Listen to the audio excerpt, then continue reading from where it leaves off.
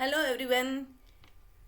થોડા દિવસ પહેલાં જ યુજીસી તરફથી એક નવું નોટિફિકેશન હજી તો વસ્તુ બહાર આવી છે, પણ બધી ઉથલપાથલ થઈ ગઈ કે મેમ નેટ કરવું જરૂરી છે કે હવે નેટની જે અમે ક્લિયર કરેલું છે એની વેલિડિટી ગણાશે કે નહીં. તો આ બધા ક્વેશ્ચન્સનો આન્સર મને એમ થયું કે ચલો આપણે આ ડ્રાફ્ટમાંથી જ જોઈએ. અલ્ધો હજી આ વસ્તુઓ ફાઇનલાઇઝ નથી થઈ, લગભગ મિડ ઓફ ફેબ્રુઆરીમાં બધી વસ્તુઓ ફાઇનલાઇઝ થઈને ફરીથી આપણી સમક્ષ આવી જશે. બટ અને આ તો all this things are under consideration. Okay, આ બધા વિશે વિચારણા ચાલુ છે.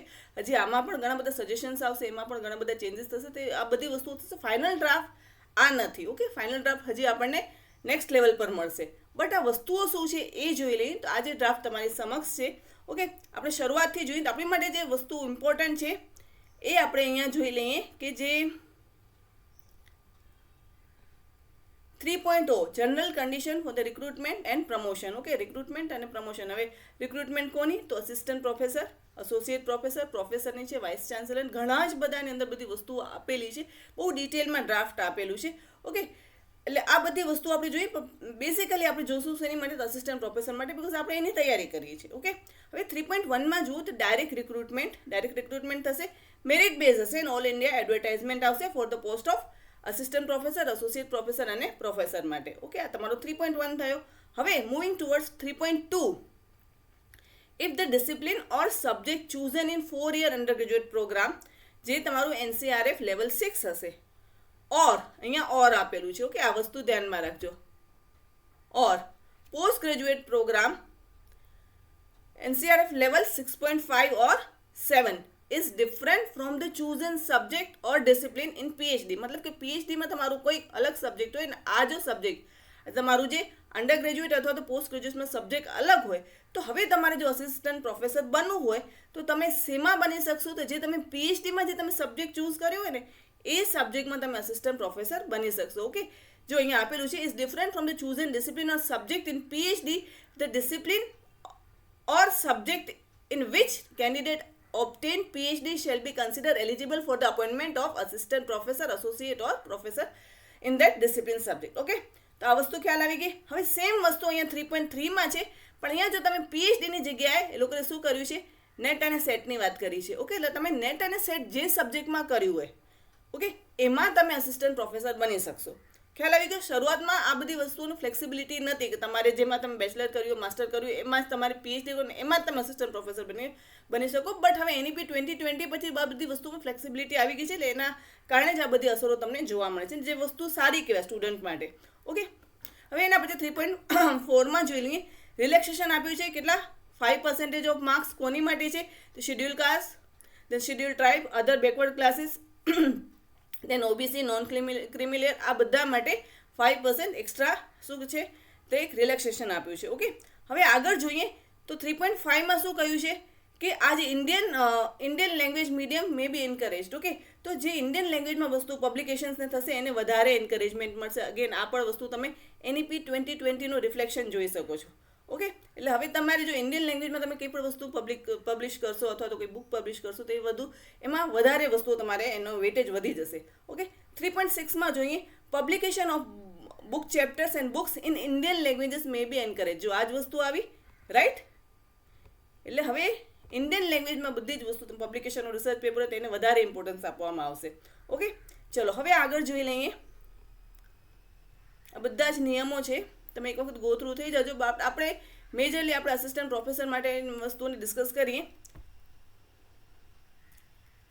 જો હવે ડાયરેક્ટ રિક્રુટમેન્ટમાં જોઈએ તો 4.1માં જુઓ અસિસ્ટન્ટ પ્રોફેસર એકેડેમિક લેવલ 10 માટેની વાત કરીએ તો UG programme NCRF level 6 with at least 75% marks or PG degree NCRF level 6.5 with at least 55% marks or an equivalent grade and PhD degree that is NCRF level 8. Okay, એટલે શું છે કે તમારી UG degree હોય, okay, અથવા ઓર PG degree. Okay, એના જે minimum criteria છે પર્સન્ટેજના એ પણ એમણે આપેલા છે. એ કન્ડિશન કઈ? અને પ્લસ તમારી PhDની ડિગ્રી, રાઈટ? અથવા નેક્સ્ટ કન્ડિશન શું આપી છે? PG degree with NCRF level 6.5 at least 55% marks, okay, and qualification in the national eligibility test that is net considered by UGC CSIR net એટલે એ જે બધા લેતા હોય અલગ અલગ સાયન્સની હોય છે તો CSIR net હોય છે તો એની વાત કરેલી છે. ઓકે, એટલે અહીંયા શું કીધું છે કે જો હવે અહીંયા જો PhD કરેલા હોય તો એલિજિબલ ગણાવો અથવા તો અહીંયા એ લોકોએ નેટની વાત કરેલી છે. રાઈટ, ઓકે, નેટ અથવા તો એ આપણી સેટ એક્ઝામ એટલે આપણે જો જીસેટની વાત કરીએ તો અહીંયા જીસેટની પણ આપણે કન્સિડર કરી શકીએ. રાઈટ, એટલે એ વસ્તુ જો તમને અહીંયા આપી દીધી છે. ઓર okay, a PG degree NCRF level 7 that is ME or MTech, okay, with at least 55% marks or equivalent grade. એટલે આ જો હવે અહીંયા આ લોકોની છે ને અહીંયા PhDની વાત કરીએ છે બટ જે ME અને MTech છે ને એ લોકોની ડાયરેક્ટ ઓકે માસ્ટર ડિગ્રી પછી એ લોકો ડાયરેક્ટ અસિસ્ટન્ટ પ્રોફેસર માટે અપ્લાય કરી શકશે. બિકોઝ હવે તમે જુઓ કે એન્જિનિયર્સ છે બધા ફોરેન કન્ટ્રીઝમાં જતા હોય છે તો આપણું જે ધન છે ઇન્ડિયાનું એ ઇન્ડિયામાં સસ્ટેન કરે અહીંયા જ રહે એની માટે આ બધા પહેલ કરવામાં આવી છે. ઓકે, તો ચલો આ તો વસ્તુ આપણને લાગુ નથી પણ આ બે પોઈન્ટ જે છે એ આપણને લાગુ પડે છે. રાઈટ, ચલો આગળ જોઈએ. હવે યોગા, મ્યુઝિક અને પરફોર્મિંગ આર્ટ્સ માટે શું છે તો either the above qualification or the following qualification can be used for the discipline of yoga, music, performing arts, visual arts and other traditional Indian art form like sculpture and drama etcetera. Okay, તો ઉપરની જે condition છે એ પણ અહીંયા લાગુ પડશે કે અથવા બીજું શું કહ્યું છે એમણે એ નહીં તો અહીંયા તમે જોઈ શકો at least UG degree with NCRF level 5.5 or 6 with 5 years of professional experience and fulfilling the following criteria. એટલે 5 વર્ષનો એક્સપિરિયન્સ એ લોકોએ એડિશનલી કયો છે અહીંયા. ઓકે, અને બીજા કયા ક્રાઇટેરિયા કયા છે તે આપણે નીચે જોઈ શકીએ છીએ. Number 1, commendable professional achievement at the state or national level through authenticated certificate. Okay, authentication વાળું કોઈ પણ પ્રૂફ જોઈએ. રાઈટ, એટલે હવે આ અચીવમેન્ટ કોઈ નાની સુની નહીં, એક આમ એમ કોઈક રેપ્યુટેડ સ્ટેટ અને જે નેશનલ લેવલની જે હોય એમાં તમારું કંઈક એવું પ્રોફેશનલ એવું કંઈક અચીવમેન્ટ થયેલું હોય તો એ વસ્તુ કન્સિડર કરવામાં આવશે. નહીં કે આપણે ક્યાંકથી કોઈનું સર્ટિફિકેટ લઈ આવીએ અને કોઈ સંસ્થા લખી દો તો એ વસ્તુ નહીં ચાલે. એટલે આ સ્પેસિફિકલી જો આ વસ્તુ એમણે મેન્શન કરેલી છે. સેકન્ડ શું કહ્યું છે? Educate knowledge of theory and ability to teach with logical reasoning and ઇલિસ્ટ્રેશન in that discipline. Okay, એટલે તમારે એ જે ડિસિપ્લિનમાં તમે જેમાં પ્રોફેસર બનવા માંગતા હો એનું અંગે તમને પૂરતું નોલેજ હોવું જોઈએ. ઓકે, એટલે આ બધી વસ્તુઓની એમણે અહીંયા વાત કરેલી છે. ઓકે, આ બે કન્ડિશન કહ્યું છે કોની માટે તો યોગા, મ્યુઝિક છે, પરફોર્મિંગ એ બધા ફિલ્ડ માટે અહીંયા એ લોકોએ ડિસ્કશન કરેલું છે. ઓકે, હવે આપણે આગળ જોઈએ.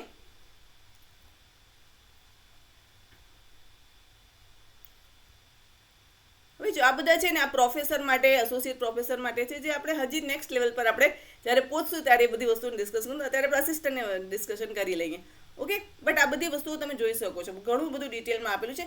અસિસ્ટન્ટ લાઇબ્રેરિયન, ઓકે, જેને લાઇબ્રેરી સાયન્સમાં કર્યું હોય એકેડેમિક લેવલ 10 માટે. ઓકે, બિકોઝ ઘણા બધા છોકરાઓ ઇવન જીસેટમાં પણ ઘણા બધા લાઇબ્રેરી સાયન્સમાં કરેલું છે. મને લોકો માર્ક્સ મોકલતા હોય મને ખ્યાલ છે એ લોકોનું પણ એક પોઈન્ટ છે આપણે ડિસ્કસ કરી લઈએ.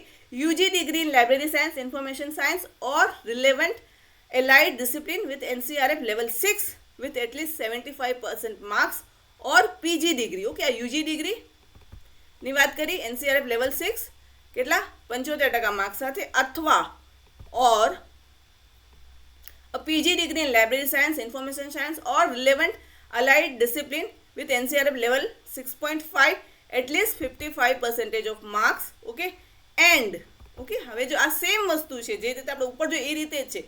યુજી ડિગ્રી હોય અથવા તો પીજી ડિગ્રી હોય. રાઈટ, અને બીજું શું છે એન્ડ PhD ડિગ્રી હોવી જોઈએ જે લાઇબ્રેરી સાયન્સમાં એમણે કરેલી હોવી જોઈએ. અથવા બીજું જે કન્ડિશન છે એ જોઈ લઈએ. PG degree in library science, information science or relevant or allied discipline NCRF કેટલું છે 6.5 વિથ એટલીસ્ટ 55% ઓફ માર્ક્સ. 55% છે એટલે ઓફકોર્સ પીજી ડિગ્રીની વાત કરેલી હશે. Okay, or an equivalent grade and qualification at the national eligibility test. હવે જો અહીંયા PhD કર્યું હોય અથવા તો નેટની વાત કરી છે. ઓકે, નેટ અથવા તો એ સ્ટેટની સેટ એક્ઝામ તમે આપેલી હોય તો એ વસ્તુ એ લોકોએ કન્સિડરેશનમાં લીધી છે. ઓકે, હવે આ જે છે તે ડેપ્યુટી લાઇબ્રેરિયનની છે એ બધું હવે આપણે અત્યારે ડિસ્કસ નહીં કરીએ પણ જો તમારે લાઇબ્રેરી સાયન્સ હોય તમને આ બધી વસ્તુ ડિટેલમાં જોવી હોય તો આ ડ્રાફ્ટ તમે ચેક કરી શકો છો. ઓકે, પછી અસિસ્ટન્ટ ડાયરેક્ટર ફિઝિકલ એજ્યુકેશન એના બધામાં છે તે બધી વસ્તુઓ તમે જોવી હોય તો આ બધી વસ્તુ રિફર કરી શકો છો. ઓકે, એની બધી જ કન્ડિશન્સ આપેલી છે અહીંયા. રાઈટ,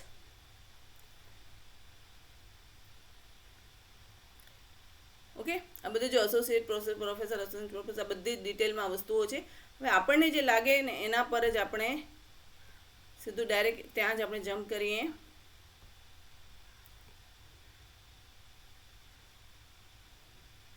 યસ, બીજું એપીઆઈ સ્કોર એ પણ હવે નીકળી ગયો છે, એટલે એની માટે પણ ઘણી બધી કન્ડિશન્સ મૂકેલી છે.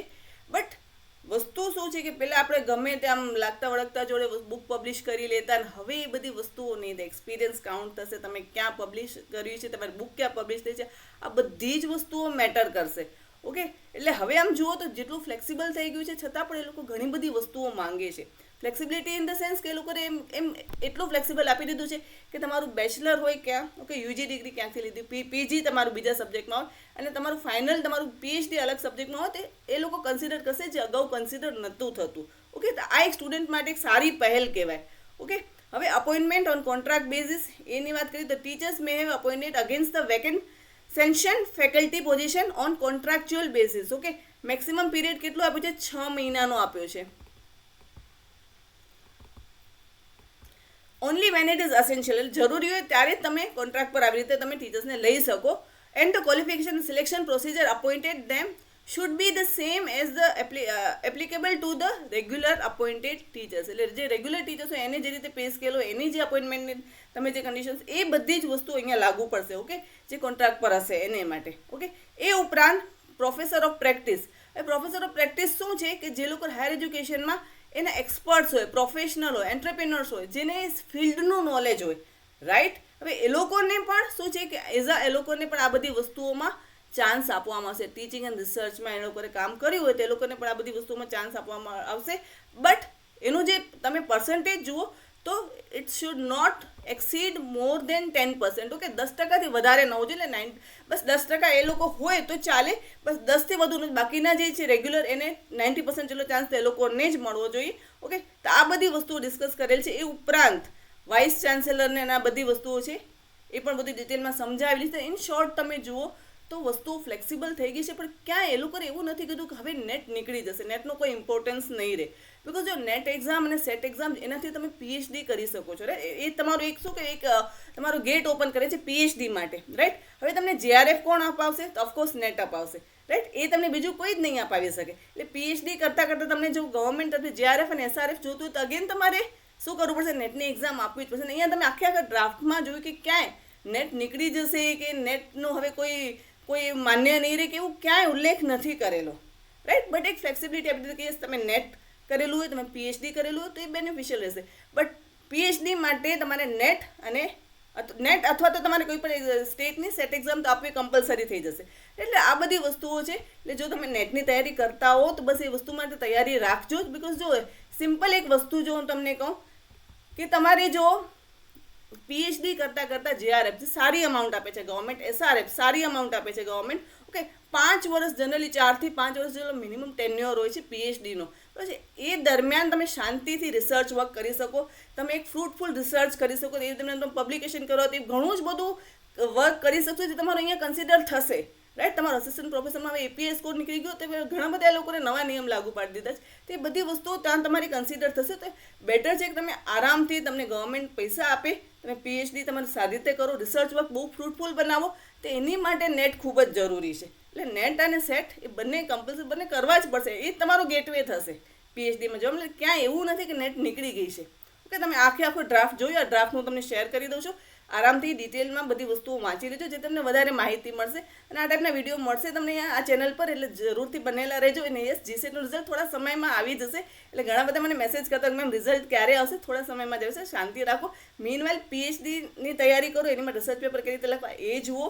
અને યસ, નેટની પણ તૈયારી કરો. અને આપણને જેઆરએફ લેવું જ છે, એ ગોલ આપણો ગયો નથી. ઓકે, તો આ બધી વસ્તુની તૈયારી કરો. પાછા મળશું નવા વિડીયો સાથે. Till then by and take care of yourself.